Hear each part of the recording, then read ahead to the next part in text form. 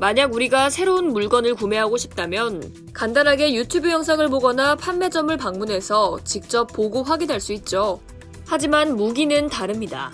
대한민국의 무기를 사고 싶은 국가들이 있어도 아무렇게나 우리 군부대에 외국 고객들을 초대해서 사용하게 할 수는 없기 때문인데요. 그래서 국제 무기 시장에서 무기체계 담당자들이 직접 발로 뛰고 무기를 전시하는 방위산업 전시회는 그야말로 무기 수출 시장의 최전선이라 할 수 있습니다. 전 세계 방위산업 세일즈맨들은 이러한 세계 곳곳의 전시회를 누비며 자신들의 제품을 홍보하는데요. 이번엔 싱가포르에서 아시아 전투기 시장을 놓고 한국을 포함한 세 국가들이 치열한 경쟁을 벌이고 있다고 합니다. 지난 2월 15일부터 5일간 열린 2022 싱가포르 에어쇼는 지리적 특성상 한국과 일본을 포함한 동아시아, 인도를 비롯한 남아시아와 중동, 그리고 동남아시아의 신무기와 항공기들이 모두 모이는 아시아 최대 규모의 에어쇼입니다. 이 에어쇼에선 민간 항공기인 A220 등 여러 민간 제품도 선보였지만 행사장 뒤에서 가장 치열한 세일즈 전쟁이 벌어진 건 다름 아닌 아시아산 신형 전투기들입니다. 우선 언론에서 가장 주목한 건 전투기 시장의 신흥주자 터키 TAI의 TFX입니다. 우리 KF-21 보라매 전투기와 비슷한 모양을 가지는 TFX는 KF-21보다 더 큰 기체를 갖고 있고 터키 주장으로는 완전한 5세대 전투기라고 합니다. 제작사인 TAI는 싱가포르 에어쇼에서 이미 터키의 TFX 설계를 위한 대규모 연구시설을 설립했으며 2026년에 첫 비행을 목표로 하고 있다고 밝혔는데요. 아시아 국가에 대한 활발한 세일즈 활동을 벌여왔다고 합니다.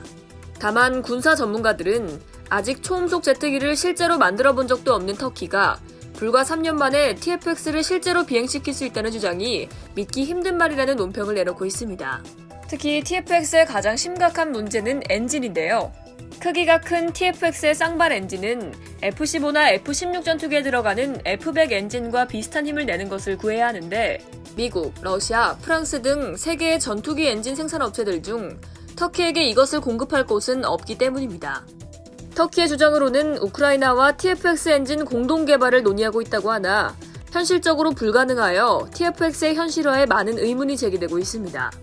수십 년째 국산 전투기에 등장하는 인도 HAL사의 테자스 전투기 역시 수출에 도전하는 또 다른 아시아산 전투기입니다. 1조 원 규모의 말레이시아 경전투기 사업에서 대한민국의 FA-50과 경쟁 중인 테자스 전투기는 우리 FA-50과 닮은 점도 많지만 다른 점도 많은 특이한 전투기입니다. 우선 크기와 엔진, 레이더가 닮았습니다.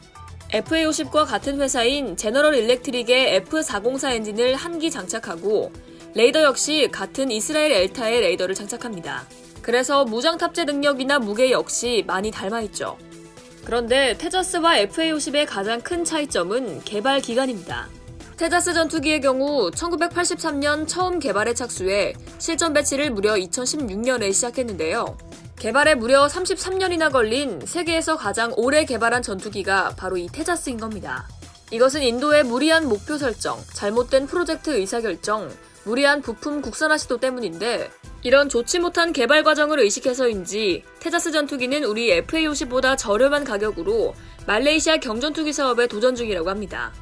물론 이 아시아 전투기 수출 경쟁의 가장 강력한 선수는 당연히 대한민국입니다. 한국 항공우주 산업은 이번 싱가포르 에어쇼에서 차세대 전투기 KF-21 보라매와 경전투기 FA-50에 대한 활발한 세일즈 활동을 펼쳤다고 하는데요. 특히 터키와 인도 두 경쟁자에는 없는 강력한 무기, 신뢰를 가지고 말이죠.